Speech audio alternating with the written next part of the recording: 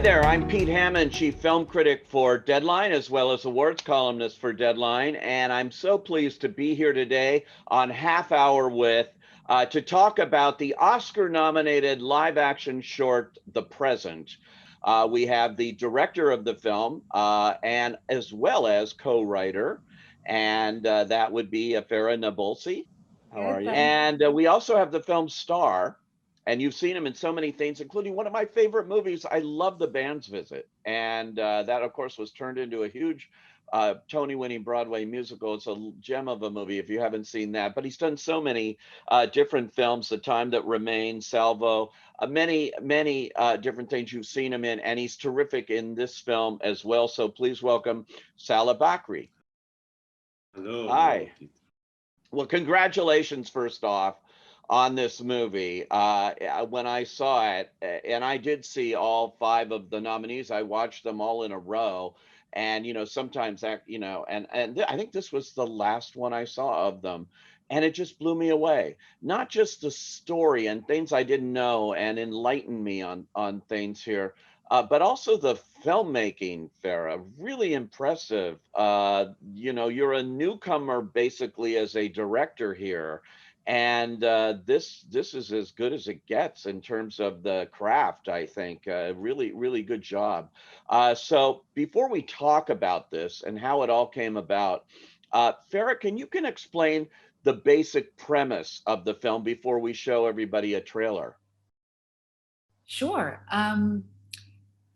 At its essence, this is a story about human dignity and about freedom of movement. It's a simple story about a Palestinian man who sets out in the West Bank with his young daughter Yasmin to buy an anniversary gift for his wife, which is a simple feat for most of us in the world. But when you're transported to the landscape of checkpoints and roadblocks and soldiers, it's not so easy. That's the story. Not so easy indeed, as this film points out. Let's take a look at the present.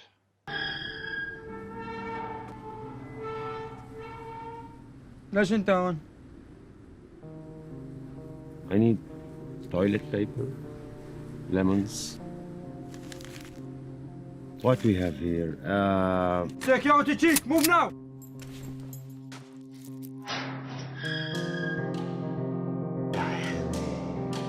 أحلى بنت في فلسطين. ماما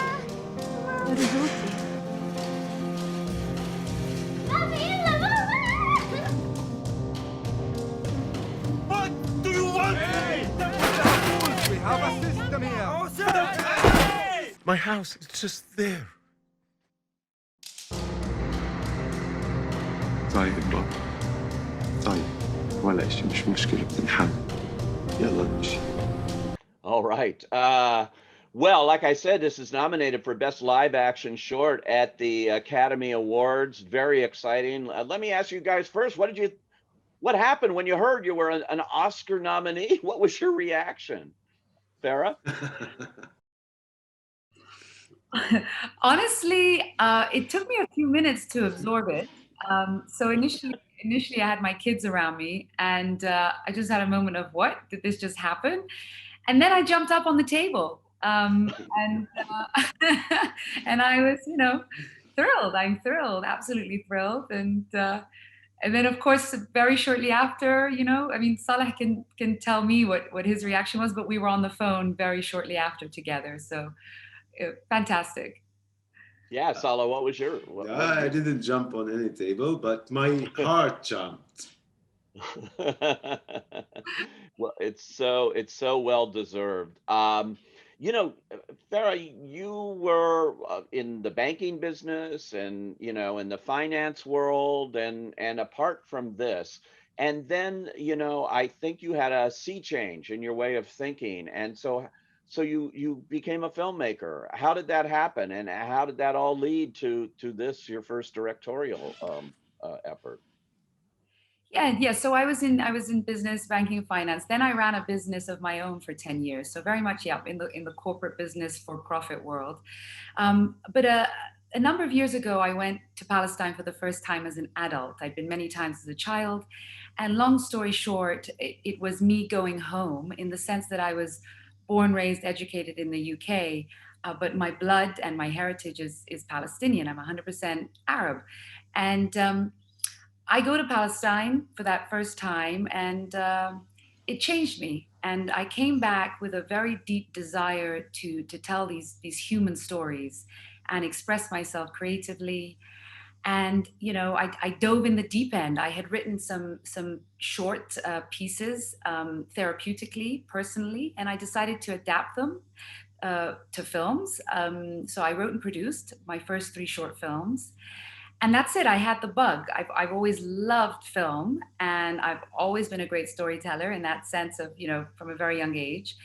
And then the present happened. So we brings us to the present time in the sense that I wrote this story, and then I needed to make a decision, which was, am I going to direct this? I wanted to direct. I think I had a bit of imposter syndrome.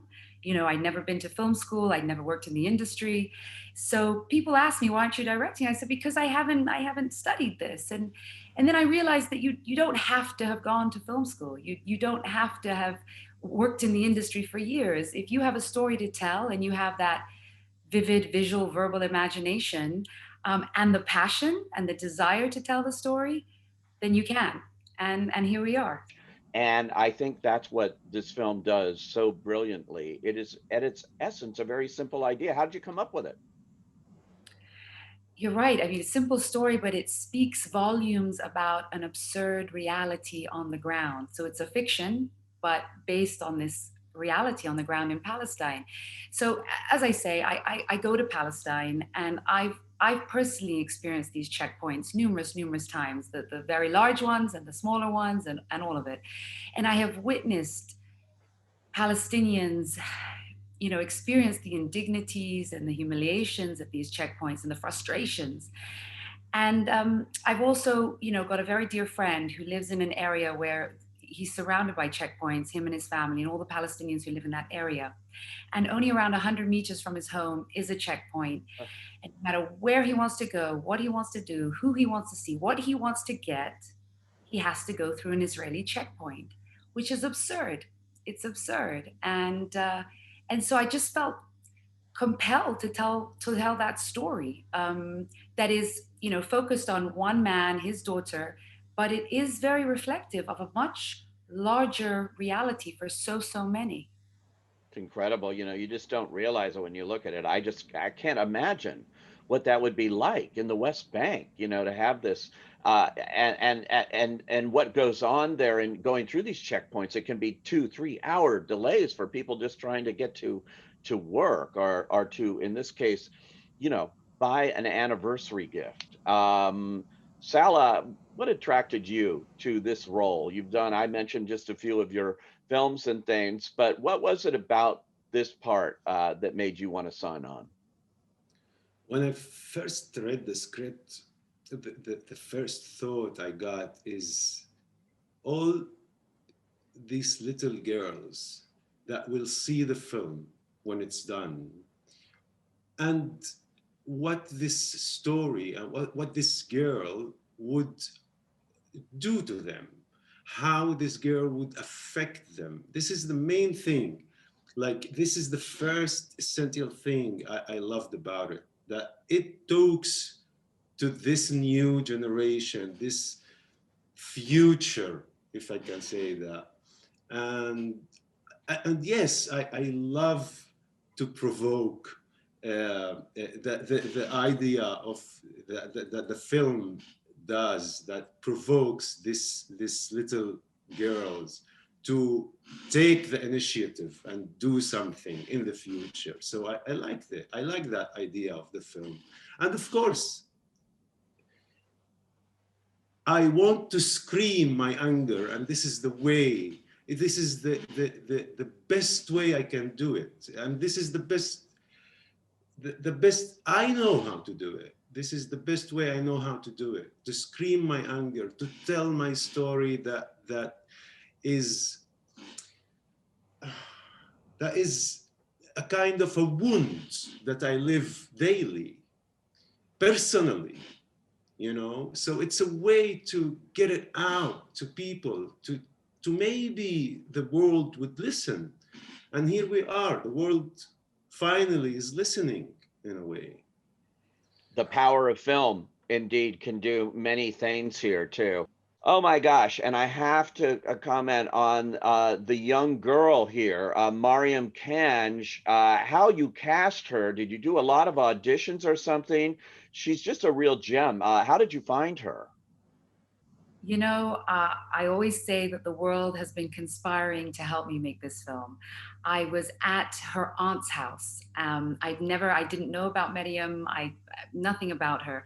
She's a friend of mine, her aunt, and I was there and I was saying to her, hey, I've just cast Salla Bachry as the main protagonist, and I really need to find a young 8-year-old girl who can act, who can speak good Arabic, who I would ideally looks like her father in the film rather than her mother.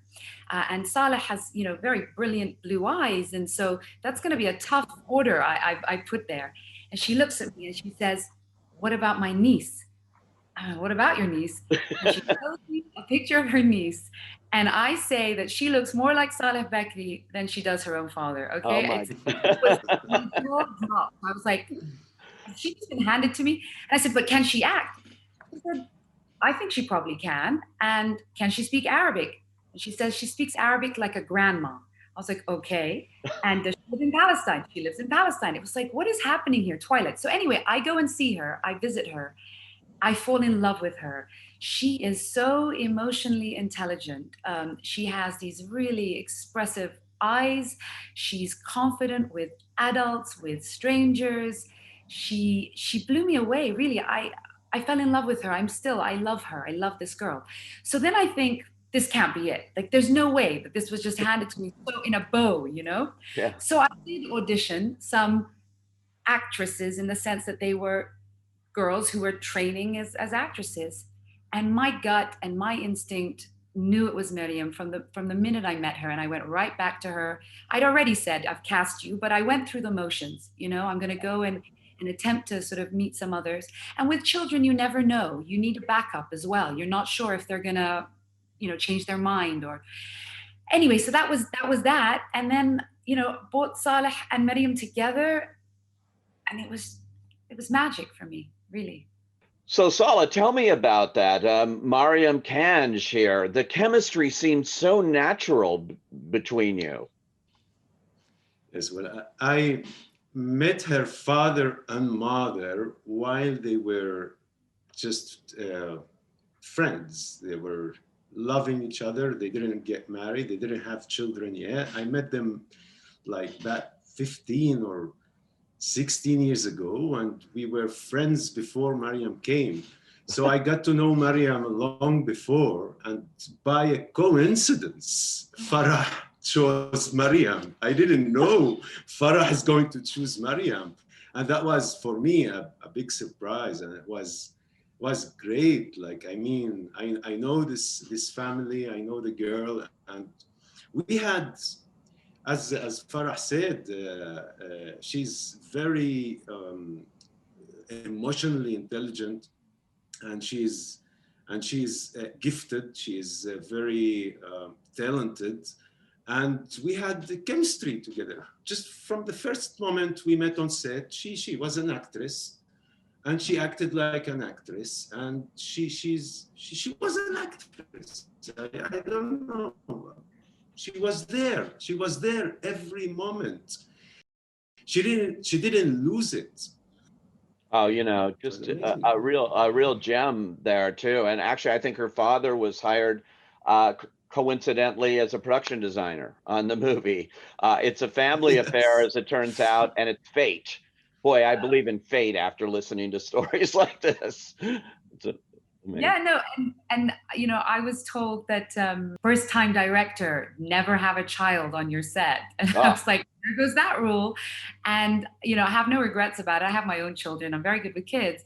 But I'm not going to lie. At one point, I did bring a puppy on set to keep her a bit busy. I mean, I was like, anyone have a puppy? And then that happened. But it was great. It was great.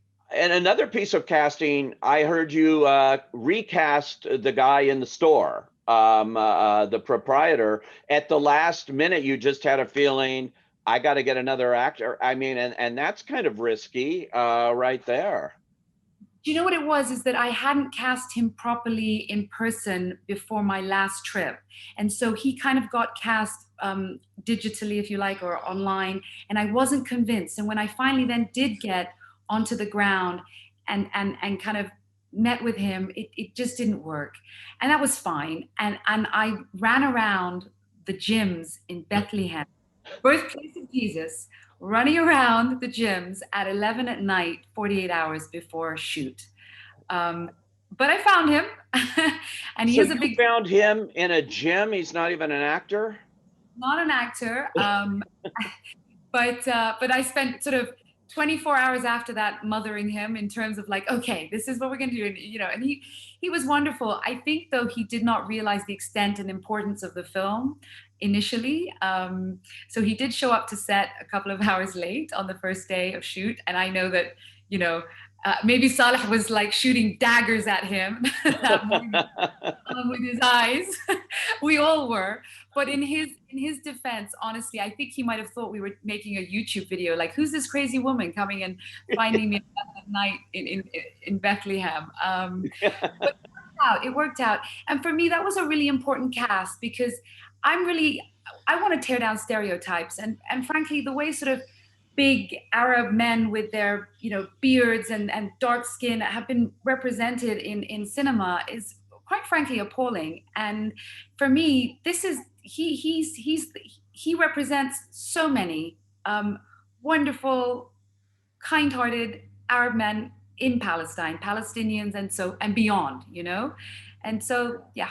That was an important cast for me. Well, it was amazing. And you know what? You made things so interestingly challenging for yourself by choosing the anniversary present to be a refrigerator. That is interesting because you do have to transport it, and it's so unique, and it makes it so another wrinkle in the story. For me, it's very symbolic. A fridge is sustenance. A fridge keeps your food fresh.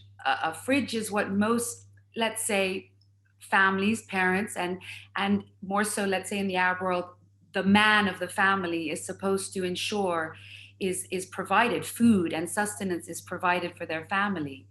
So that's why I chose a fridge, because to me it represents so much more than just a fridge. And if a human being cannot bring a fridge home, then we're doomed in that sense. Just that again, that mere simple task, so big here. The actual checkpoints here that you guys had to work in, what were the logistics of that? I know there's an infamous one, checkpoint 300, where you have just hundreds of people lined up and things, and you're getting footage. But what were the logistics of shooting this? So we have two checkpoints in the film. As you mentioned, scene 2 is a real checkpoint. It is this checkpoint 300, again, in Bethlehem, where thousands of Palestinians go through every single day to get to work, in what I can only describe as worse than a battery farm. And then we have the main checkpoint for the remainder of the film that we constructed. I even physically sketched this checkpoint myself, in that sense, and then worked with Nael Kench, who is the father of Miriam Kench. And we constructed that in the Bethlehem area. A little bit crazy to say that the surrounding Palestinian communities actually thought a real Israeli checkpoint had been in their neighborhood. And it broke my heart. But on the other hand, it meant that we had done a really good job and that it was extremely authentic. So I was quite happy about that. In terms of checkpoint 300, that is documentary. ultimately. The only fiction in that scene was our protagonist Saleh, Yusuf, and he was placed amongst those thousands of real Palestinians going to work. And we went in what I describe as guerrilla documentary style, because two cameramen, no lighting.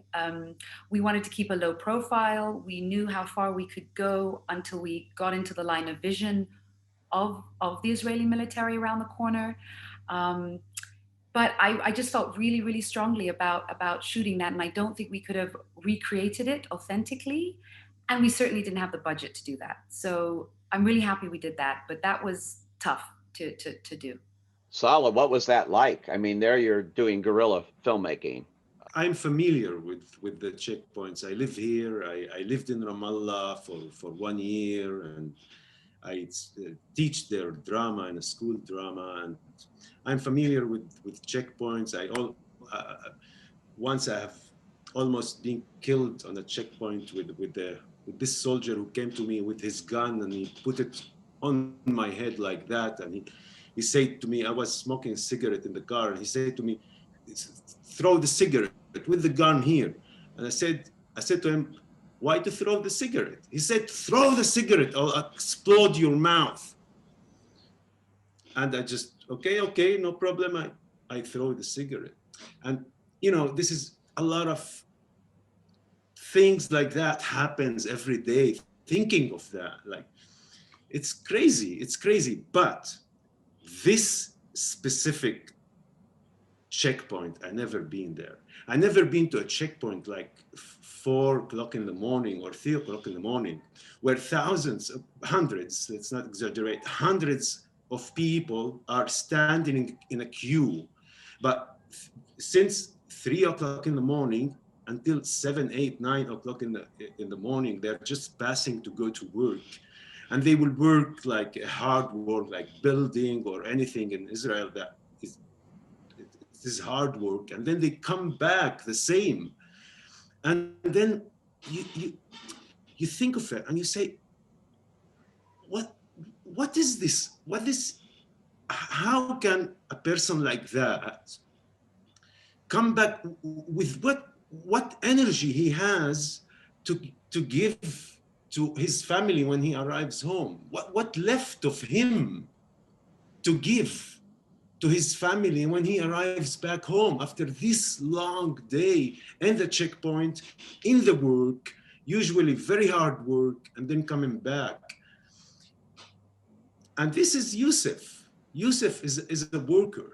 Yusuf goes every day, works there, comes back to his family. He has a back problem because of all of this, the physical and the psychological difficulty.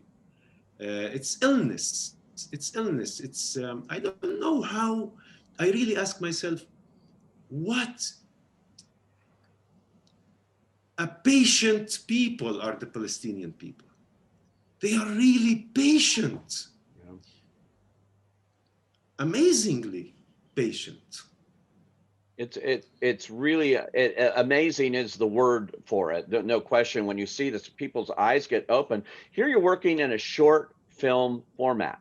You have to create all these characters, get us involved with their story, do your primary plot points here, and then have an ending. And you do it all. I do like this format, Farah. Does this work well for you as a filmmaker to tell a story rather than maybe a big feature film, which you bloated a little bit? Do you know what? This certainly did work for me and does work in that sense, but you go where your creativity takes you. And I'm not going to lie, I've written my first feature and it's in development. And, I'll let you into a secret. Saleh is the main protagonist. So our previous baby was born. It's called The Present. And now we're working on another one. And so, I'm going where the creativity takes me, to be honest. Yeah, well, Salla, you've done all of them, in your career. What is the challenge for you of creating a character in a smaller kind of film like this? To leave something to the others around me, the people I work with, the artists I work with, to leave a good trace, to have leave a good trace for the audience when they will see it. And this is the most challenging for me in this film. Like, I mean, nothing is sure. When you shoot a film, you don't know, you don't expect where it goes, so I try to do my best. And this is the challenge for me. This is the challenge to keep the trace, to keep a trace, to keep something inside the heart of the people and the mind of the people. And inside me, of course, I want to learn something new. I always look for something to learn. What is this? What is this character gives me? What Farah wants to give me? What Farah is? What can I learn from Farah? What can I learn from the sound man? What can I learn from the people I work with on this film? And this is not easy task. You need to be concentrated. You need to be generous. You need to be honest. You need to be a lot of things. You need to forget all your problems and concentrate on this, to be open enough to accept the others and to give the others as much as you can. This is the most challenging in every work I do, actually. Yeah, it's interesting. Well, you certainly succeeded here. And if you haven't seen this film yet, be sure you find it. It's on different kinds of formats out there, and it's available on Netflix as well. And you can just check it out right away, and you'll see what we're talking about here. This Oscar-nominated film in the live-action short subject category. I wish you all the best of luck at the Oscars, and to keep this message going out, because this film has a lot to say. Congratulations on it. And thank you so much for joining us on A Half Hour With. Thank you. Thank you very much.